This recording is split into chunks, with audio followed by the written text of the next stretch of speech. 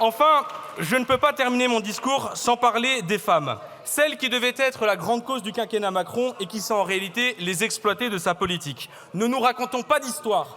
La privatisation du service public de la petite enfance, le manque de place qui en résulte, ce sont les femmes qui le payent. 160 000 parents s'arrêtent de travailler chaque année, faute de place en crèche pour s'occuper de leurs enfants. Majoritairement, pour 95% d'entre elles, ce sont des femmes. Ce sont elles qui sacrifient une partie de leur vie et de leur carrière pour combler les lacunes de la branche famille de la sécurité sociale. Par exemple, une réforme des congés parentaux avait été annoncée par Emmanuel Macron. Où est-elle?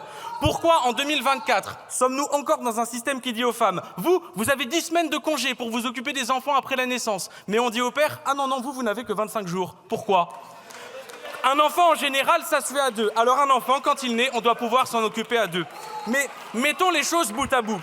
Puisqu'à la naissance de l'enfant, il faut ramener un salaire à la maison et que le système de congé fait reposer la plus grande charge sur les femmes, alors ce sont si souvent les femmes qui s'arrêtent de travailler pour s'occuper des premières semaines de l'enfant. Puis après, il faut trouver une place en crèche.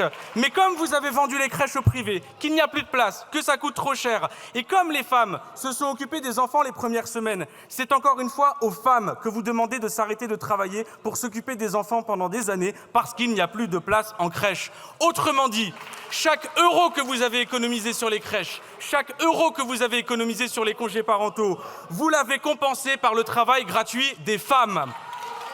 Et Emmanuel Macron, dans la droite philosophie du Rassemblement national, ose parler de réarmement démographique.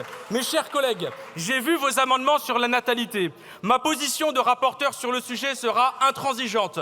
Aucun Parlement, aucun président de la République n'aura jamais quelque autorité que ce soit pour dire aux femmes ce qu'elles doivent faire ou ne pas faire de leur utérus. Vous dites « Oui, mais ça met en danger la dynamique financière de la branche famille de la sécurité sociale. » Eh bien, vous savez quoi? J'ai envie de vous dire « Tant mieux, on fera une réforme. » Parce qu'un système qui est basé sur le travail gratuit des femmes est un système à mener à mourir. Jour après jour avance l'idée féministe et républicaine qui abolit la famille comme lieu de l'autorité patriarcale et établit la famille pour ce qu'elle est, Je vous invite à conclure, mon cher collègue. Des gens qui s'aiment. Je vous remercie.